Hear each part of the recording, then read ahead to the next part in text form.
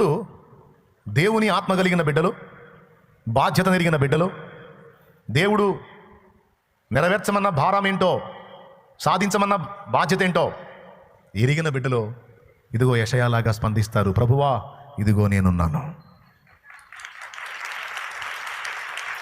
నన్ను పంపయ్యా అన్నాడు. మా ఇంటి పక్కన వెంకట్రావు ఉన్నాడు. ప్రభు భలే పనికి వస్తాడు నీ పనికి. నా వల్ల కాదులే కానీ అతడైతే బాగా మంచిగా చదువుకున్నాడు, బాగా బాగా బాగా పనికి వస్తాడయ్యా నీకు. ప్రభా, మా అబ్బాయి బాగా పనికి వస్తాడు ఆయన, మా అమ్మాయి బాగా పనికి వచ్చింది ప్రభా అను. లేకపోతే మా అక్కాయి బాగా పనికి వచ్చింది, లేదా మా అన్నయ్య బాగా పనికి వస్తాడు, లేదా మా చెల్లి బాగా పనికి వచ్చింది, మా తల్లి బాగా పనికి వచ్చింది. మా ఫ్రెండ్ ఉన్నాడు బాగా, ఎప్పుడు దేవుడు నీ విషయంలో ఎక్కువ ఉంటాడు ప్రభా, పనికి వస్తాడు తండ్రి. అంటే పక్కన వాళ్ళ గురించి మాట్లాడాడా, నేను ఎవరిని పంపేదను, మా నిమిత్తం ఎవడు పోవును. ఇక్కడ పని చేయాలా యెషయా. ఏం చేయాలంటే ఇశ్రాయేలు జాతిని మొద్దును చేయాల, మొద్దుని.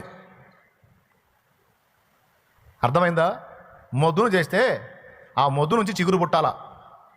స్తోత్రం. ఏం పుట్టాలా? 13వ వచనం 6:13. దానిలో 10వ భాగం మాత్రం విడవబడును, అదియును నాశనమగును. సింధూర మస్తకి వృక్షంలో నరకబడిన తరువాత అది మిగిలియుండు మొద్దు వలె నుండును.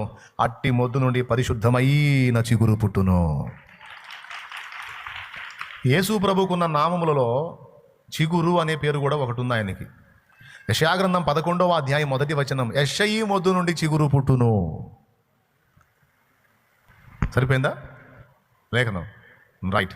యెషయి మొద్దు నుండి చిగురు పుట్టును, దాని వేరుల నుండి అంకురము ఎదిగి ఫలించును. ఇదంతా ఎవరి ఆగమనం కోసం? యేసు ప్రభు యొక్క మొదటి రాకడ కోసం, మొదటి ఆగమనం కోసం మార్గం సరళం చేయాలట. దానికి యెషయా వాడబడాలట. ఇంతకీ ఆ వాడబట్టం ఏంటి? చూచుచున్న వారి కళ్ళు గుడ్డివి కావాలి, వారి హృదయాలు క్రొవ్వాలి. అదేంటండి? క్రొవ్విన హృదయాలను విరగొట్టి నలగొట్టి దీన హృదయాలు చేయడానికి, గుడ్డి వాళ్ళ కళ్ళు తెరవటానికి కదా. ఇక్కడేం రివర్స్గా పిలుస్తున్నాడేంది?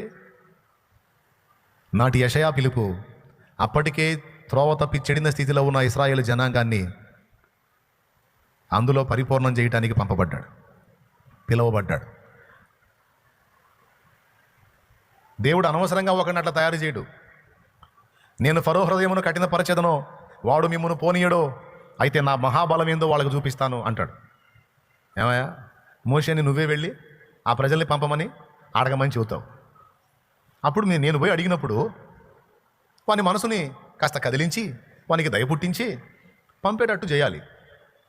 నన్నేమో పోయి అడగమని